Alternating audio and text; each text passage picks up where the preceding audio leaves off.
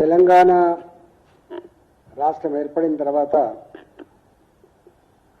తెలంగాణ వ్యవసాయక రాష్ట్రం కాబట్టి భూమిని నమ్ముకొని ప్రజలు జీవిస్తారు కాబట్టి గతంలో ఉన్న అస్తవ్యస్తమైన ఈ పద్ధతులన్నీ కూడా రద్దయిపోయి ఒక మంచి పారదర్శకమైనటువంటి భూమికి సంబంధించిన చట్టం వస్తుందని చెప్పి భావించింది. కానీ కేసీఆర్ గారి నాయకత్వంలో ఆనాటి ప్రభుత్వం ధరణి అనే కొత్త పద్ధతికి తెరలేపింది.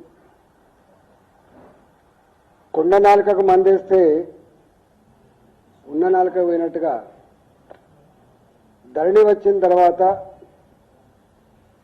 గతంలో ఏ పేద ప్రజానికమైతే ప్రభుత్వం ద్వారా అసైన్ కాబడ్డ భూములు కావచ్చు, మాన్యాల రూపంలో వచ్చిన భూములు కావచ్చు, దేవాలయ భూములలో సాగు చేసుకునే రైతులు కావచ్చు, ఇనాం భూములు కావచ్చు, దొరల దగ్గర ఎట్టి పని చేసినప్పుడు ఆ దొరల దయాదాక్షిణ్యాల మీద పొందిన భూములు కావచ్చు, పోరాటాల ద్వారా సాగు చేసుకుంటున్న భూములు కావచ్చు, నదుల పక్క పొంటి ప్రభుత్వ స్థలాలని సాగు చేసుకునేటువంటి భూములు కావచ్చు, ఆనాడు భూములకు ఎవరు కానకపోతే పట్టించుకోకపోతే ప్రభుత్వ భూములల్లా ఏదో ఇంత బోరేసుకొని బావి తవ్వుకొని వ్యవసాయం చేసుకునేటువంటి భూములు కావచ్చు. ఈ అన్ని భూములు కూడా నేను చెప్పబడ్డ అన్ని భూములు అంటే ఇవన్నీ కూడా ఎస్సీలుగా ఎస్టీలుగా బీసీలలో ఉండేటువంటి పేదవాళ్ళుగా ఓసీలలో ఉండేటువంటి పేదవాళ్లకు సంబంధించిన భూములు తప్ప ఈ భూములు ఎక్కడ కూడా పెద్ద పెద్ద భూస్వాములకు సంబంధించిన భూములు కావు. ఆనాడు ధరణి వచ్చే ముందు 13 కాలాలలో ఉండేది.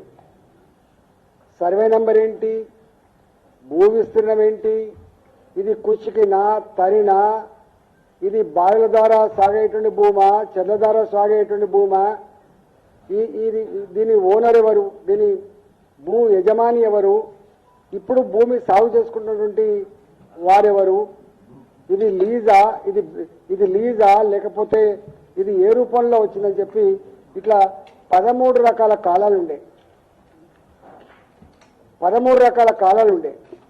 దీంట్లో మొట్టమొదటిగా అతి ముఖ్యమైనది ఏంటంటే కబ్జా కాలం, కాస్తు కాలం. ఈ కబ్జా కాలం, కాస్తు కాలం రద్దు అయిపోయిన తర్వాత ఈ పేదలు దున్నుకునే భూములు ఏవైతున్నాయో అసైన్ చేయబడ్డ భూములు ఓ 50 ఏళ్ల క్రితం తీస్తే అవి ప్రభుత్వపరమైన భూములు అని ఉంటాయి. అదేవిధంగా కొన్ని భూములేమో సీలింగ్ యాక్ట్ భూములు అని ఉంటాయి. ఆ సీలింగ్ యాక్ట్ భూములు ఏవైతున్నాయో అవి గతంలో యజమానులు ఎవరైతే ఉన్నారో వాళ్ళ పేరునే ఉండేటువంటి ఆస్కారం ఉంటుంది. భూస్వాముల దగ్గర డబ్బులు ఇచ్చి వట్టి చిట్టీల మీద ఎవరైతే భూములు కొనుక్కున్నారో అలాంటి భూములు కూడా యజమాన్యాల పేరు అయినాయి.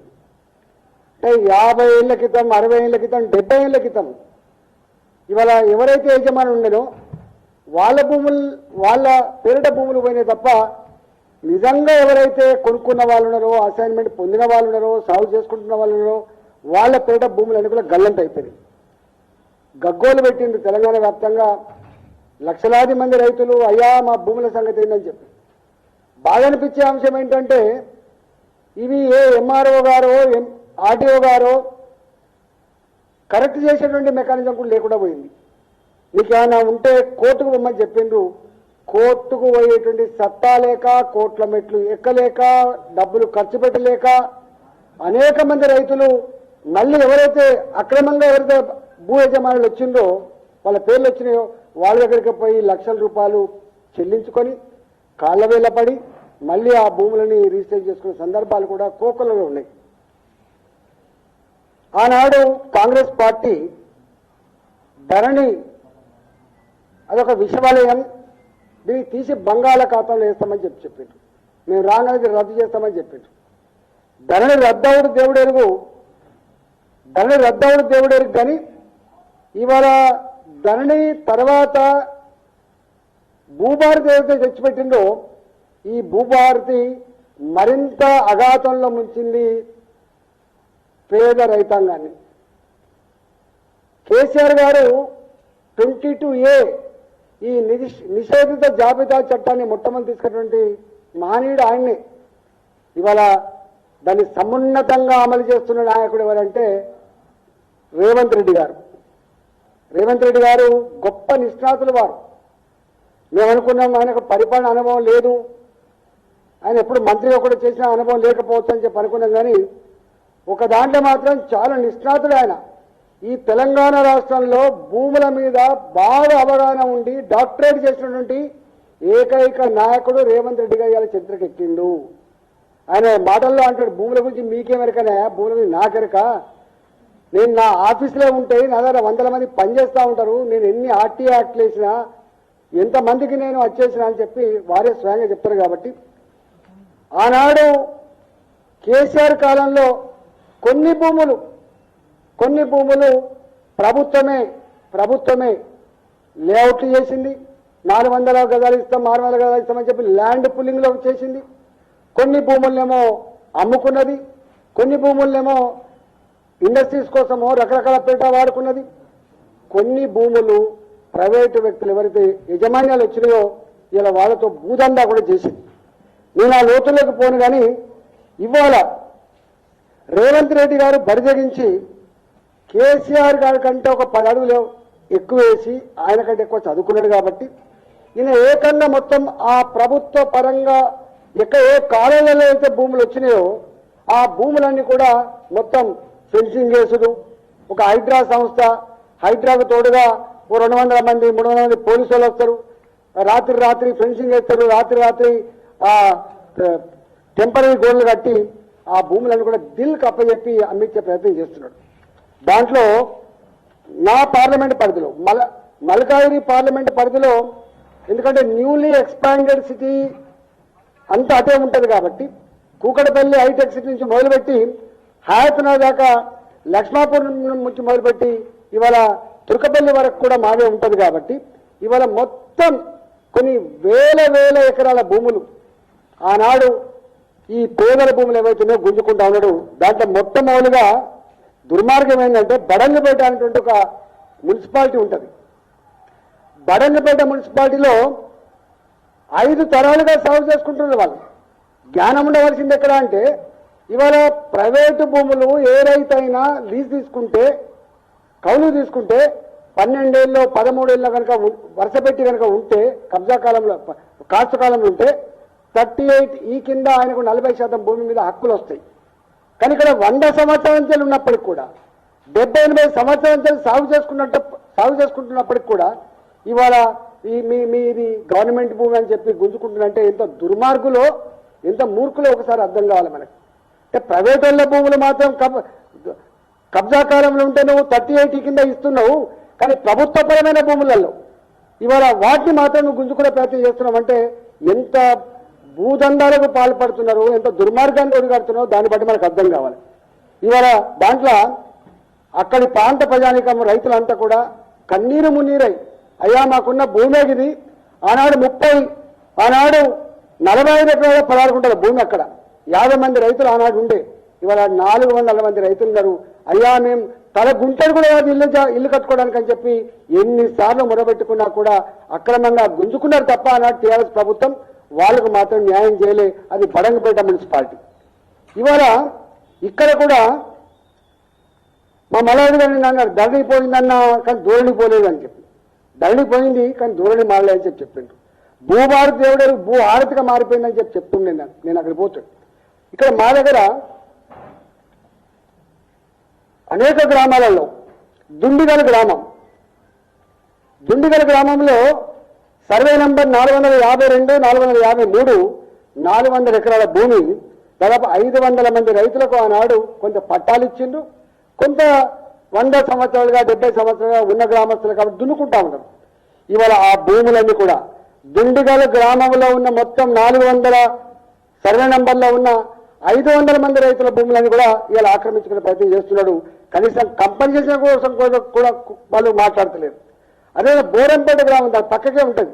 సర్వే నంబర్ 166లో 150 మంది రైతులు 80 సంవత్సరాలుగా 440 ఎకరాల్లో వ్యవసాయం చేసుకుంటాను. 80 సంవత్సరాలుగా వ్యవసాయం చేసుకుంటాను.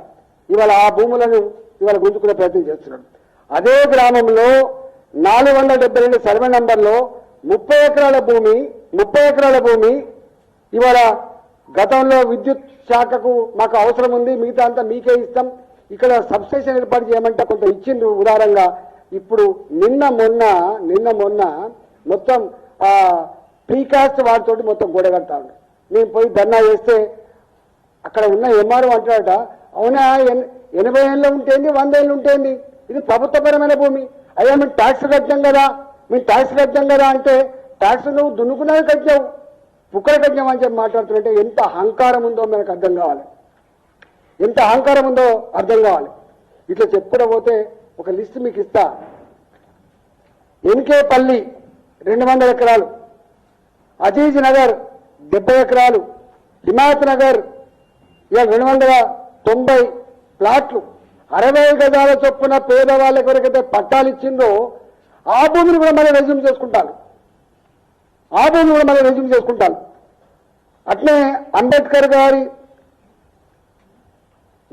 నిధి కింద మంజూరు చేయబడ్డ కోళ్ళఫారాలు ఇవి.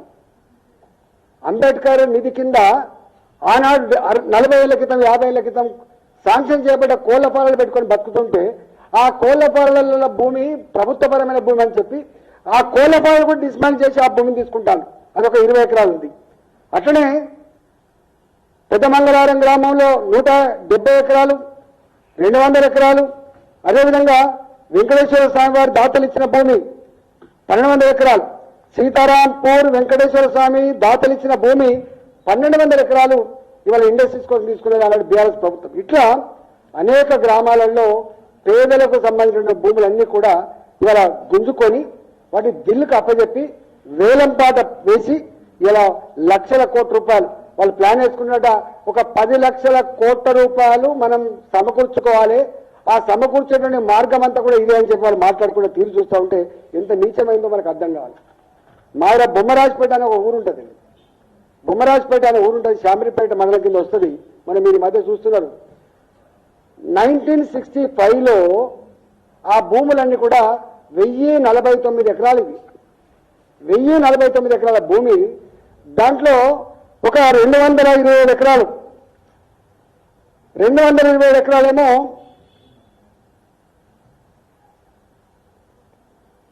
ఇనాం భూములు. ఇవి ఇనాం భూములు అయితే ఇప్పుడు పట్టాలు ఇచ్చిన వాళ్ళకి. మిగతా 775 ఎకరాల భూమి ఏమో ప్రైవేట్ భూమి. ఇది 1045 ఎకరాల భూమిని వాళ్ళు 50 ఏళ్ళుగా, దాదాపు 50-55 ఏళ్ళు అవుతుంది. 2 చేతులు మారినాయి, 3వ చేతులు మారినాయి. మన ధరణి వచ్చిన తర్వాత ఈ భూమి 65వ సంవత్సరంలో ఎవరైతే అమ్ముకున్నారో వాళ్ళ పేట వచ్చిందని రాగానే గద్దల్లాగా వాలిపోయినరు. బ్రోకర్లు వచ్చిండ్రు. అప్పుడు ధర్నాలు చేస్తే నేను అప్పుడు ఎమ్మెల్యేగా ఉన్నవాడు పోయినా. ఆనాడు ఆ ప్రభుత్వం వెనుకకు తీసుకుంది, భయపడ్డది. కానీ రేవంత్ రెడ్డి ప్రభుత్వం వచ్చిన తర్వాత ఆ భూములు ఇవాళ పాతోని పేరిట 24 అవర్స్ మారింది. పాతోళ్ళ పేరిట 24 అవర్స్ మారింది. మళ్ళీ దాన్ని ఇంకొకరికి 24 గంటల్లో మళ్ళీ మార్చుకుంటారు. అంటే ఎంత భూదొంగలో ఇలా బొమ్మరాజపేట ఎగ్జాంపుల్ కన్నీళ్లు పెట్టిస్తూ ఉంటుంది.